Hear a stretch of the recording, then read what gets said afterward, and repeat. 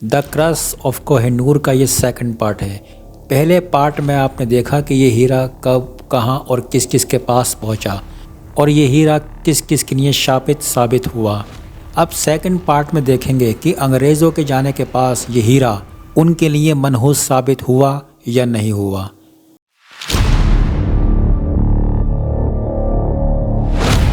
पंजाब उस वक्त आखिरी बड़ी स्टेट बची थी जिसे ब्रिटिश ने कॉन्क्योर नहीं किया था, तो ये जंग जीतने के बाद ईस्ट इंडिया कंपनी कोई भी मौका नहीं छोड़ना चाहती थी कि यहाँ पर सिख एम्पायर दोबारा से उभर सके।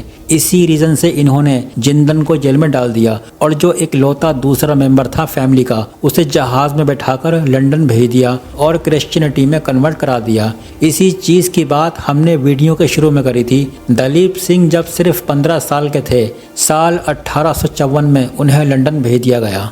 जुलाई 1854 में जब दलीप सिंह की बकिंघम पैलेस में एक पेंटिंग बन रही होती है, तब क्वीन विक्टोरिया उन्हें मौका देती है कोहिनूर को दोबारा से देखने का।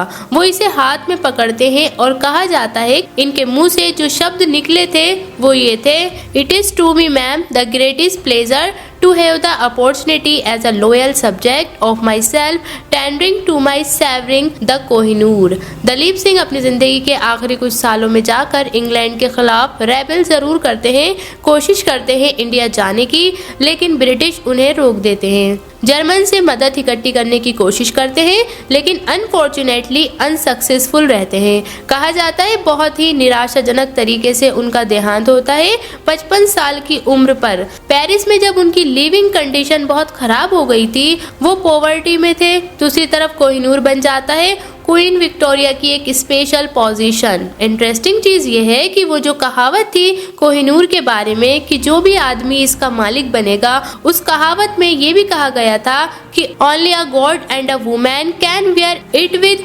इम्प्यूनिटी। सिर्फ कोई भगवान या कोई औरत ही कोहिनूर को पहन सकते हैं बिना किसी खराब नतीजे के। साल 1851 में जब लंदन के हाइड पार्क में एक बड़ा एग्जीबिशन हुआ था, ब्रिटिश जनता को मौका मिला था कोहिनूर को अपनी आंखों से देखने का, लेकिन जनता का रिएक्शन बड़ा अनएक्सपेक्टेड था। लोगों ने कहा कि ये क्या है, इस इतने से पत्थर के पीछे लोग पागल हुए पड़े हैं। लोगों को यकीन नहीं हुआ कि ये वही कोहिनूर हीरा है जिसके पीछे लोगों ने एक दूसरे को मार डाला था। यहाँ उनकी आंखों के सामने ये सिर्फ एक गिलास का पीस जैसा लग रहा है, ऐसा लग रहा है सिर्फ कोई आम कांच का टुकड़ा हो। ये चीज़ द टाइम्स अखबार ने लिखी थी जून 1851 में। जनता के इस डिसअपॉइंट रिएक्शन को देखकर क्वीन विक्टोरिया के जो हस्बैंड थे प्रिंस एल्बर्ट, वो कोहिनूर की दोबारा से रिक्टिंग और पॉलिश करवाते हैं साल 1852 में, ताकि कोहिनूर से लाइट और अच्छे तरीके से रिफ्लेक्ट हो और चमकने लगे। ये चाह रहे थे कि लोग देखकर और ज़्यादा अट्रैक्ट हों, लेकिन इस प्रोसेस की वजह से कोहिनूर ने अपना 40% वज़न लूज कर दिया। 186 कैरेट का था ये पहले, और दोबारा इसे पॉलिश करवाने के बाद, कटिंग करवाने के बाद ये सिर्फ 105.6 कैरेट्स का रह गया। आज के दिन कोहिनूर हीरे के जो डायमंड्स हैं वो हैं 3.6 सेंटीमीटर, 3.2, 1.3 सेंटीमीटर। तो मतलब एक मुर्गे का अंडा जितना बड़ा होता है उतना ही बड़ा कोहिनूर है। अपनी कहानी में आगे बढ़ते हुए जब ब्रिटिश के हाथ कोहिनूर लगा तो इन्हें बड़ा डर था द क्रश ऑफ कोहिनूर से। तो आने वाले टाइम में जितनी भी ब्रिटिश रॉयल फैमिलीज थीं, उन्होंने डिसाइड किया कि ये कोहिनूर का मालिक हम किसी आदमी को नहीं बनाएंगे, हमारे जो भी राजा महाराजा होंगे उनकी पत्नी को हम मालिक बनाएंगे कोहिनूर का। तो इसी तरह से आने वाले सालों में जब जब ब्रिटिश थ्रोन को पास ऑन किया जाता, कोहिनूर हमेशा राजा महाराजा की पत्नी के पास जाता। इवेंचुअली ये क्राउन ज्वेल्स का एक पार्ट बन गया। पहले क्वीन अलेक्जेंड्रा के क्राउन में गया, उसके बाद क्वीन मेरी के क्राउन में गया, और फाइनली फिर साल 1937 में ये उस क्राउन में गया जिसे आज के दिन जो क्वीन है इंग्लैंड की, उनकी मदर ने पहना था। क्वीन की मदर का अंतिम संस्कार हुआ साल 2002 में, तब आखिरी बार पब्लिकली हमें ये क्राउन देखने को मिला। आज के दिन ये क्राउन और ये कोहिनूर दोनों आपको मिलेंगे टावर ऑफ लंदन के अंदर। जो वाटरलू बैरक्स हैं उसके अंदर एक ज्यूल हाउस है, वहाँ इन्हें रखा गया है।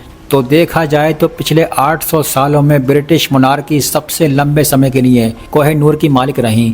173 ईयर्स इनके पास रहा Kohinoor.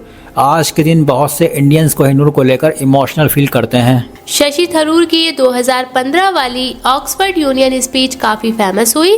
India's share of the world economy when Britain arrived on its shores was 23%. By the time the British left, it was down to below 4%. India was already Britain's biggest cash cow, the world's biggest purchaser of British goods and exports. Prime minister Modi ने भी काफी praise किया था इनकी argument को। इन्होंने बताया कि इंडिया ने कितनी इकोनॉमिक प्रॉस्पेरिटी और पोटेंशियल लूज करी ब्रिटिश कॉलोनियलिज्म के हाथों, और कोहिनूर इसी ब्रिटिश कॉलोनियलिज्म का एक सिंबल है। सवाल ये उठता है कि क्या कोहिनूर हीरे को ब्रिटिश ने इंडिया से चुराया है या फिर ये एक तोहफा था जो डील कंप्लीट करने के लिए वैसे भी देना ही था। शशि थरूर की 2015 वाली स्पीच के एक साल बाद 2016 में सुप्रीम कोर्ट में एक पेटिशन फाइल करी गई थी एक एनजीओ के द्वारा। उस पेटिशन ने कहा कि सरकार को इस कोहिनूर हीरे को वापस लाना चाहिए, डिमांड करनी चाहिए इंडिया गवर्नमेंट को ब्रिटिश गवर्नमेंट से कि ये हीरा वापस करे। लेकिन रंजीत कुमार जो सरकार को रिप्रेजेंट कर रहे थे कोर्ट में, उन्होंने कहा कि ये हीरा एक्चुअली में लाहौर ट्रेटी का एक हिस्सा था। इसे ना तो चुराया गया है ना ही जबरदस्ती लिया गया है, और वापस लेने की इसे कोशिश करना बेकार है। बाद में आर्कोलॉजिकल सर्वे ऑफ इंडिया ने सरकार की तरफ से कहा कि हम पूरी कोशिश करेंगे कोहिनूर को वापस लाने की फ्रेंडली तरीके से। ये कहा गया कि मिस्टर कुमार ने जो कहा था वो एक्चुअली में सरकार के व्यूज को रिप्रेजेंट नहीं करता, लेकिन लीगली देखा जाए तो कोई ग्राउंड्स यहाँ पर मौजूद नहीं है कोहिनूर को वापस लाने के इंडिया में। इकलौता लीगल रूट यहाँ पर जो मौजूद है वो है 1970 का UNESCO convention on the means of prohibiting and preventing the illegal import, export and transfer of ownership of culture property. जो कल्चर हेरिटेज एक देश का किसी दूसरे देश में गया है इलीगली गलत तरीके से। लेकिन इस कन्वेंशन के साथ दो प्रॉब्लम्स हैं। पहली प्रॉब्लम्स तो ये है कि इसे रेटो स्पेक्टिकली अप्लाई नहीं किया जा सकता। साल 1970 के पहले जो हुआ है उसे वापस देना जरूरी नहीं है। दूसरी चीज है कि कल्चर हेरिटेज क्या है, इसे आर्टिकल 1 में डिफाइन किया गया है कन्वेंशन के।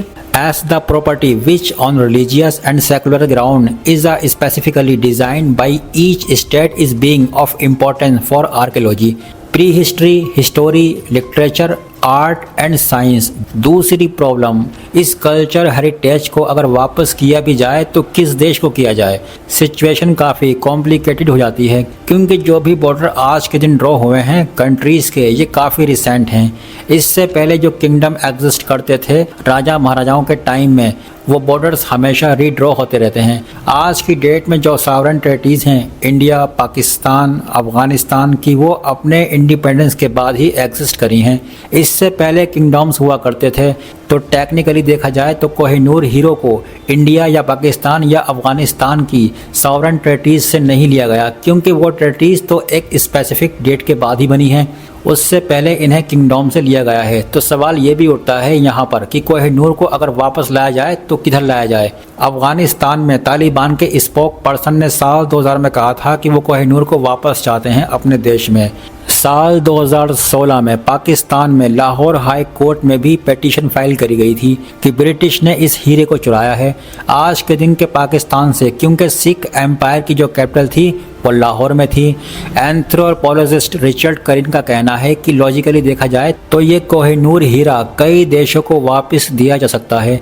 अफगानिस्तान, पाकिस्तान, इंडिया और इवन ईरान भी राइटफुली क्लेम कर सकता है इस हीरे की ऑनरशिप, क्योंकि उस ज़माने में एक दूसरे से लूटना बड़ी आम चीज़ हुआ करती थी।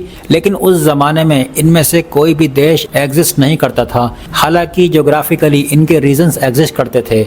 इमोशनली भी रिचर्ड करिन का कहना है कि हमें कोहिनूर की कहानी को अब बस हमेशा के लिए छोड़ देना चाहिए। जो भी इसका काला इतिहास रहा है पीछे, वापस से उभर कर नहीं आ जाए वो, उसे अभी अपनी फाइनल रेस्टिंग प्लेस पर सो जाने दो। यहाँ पर आपकी राय क्या है? नीचे आप कमेंट्स बॉक्स में लिखकर बताएं।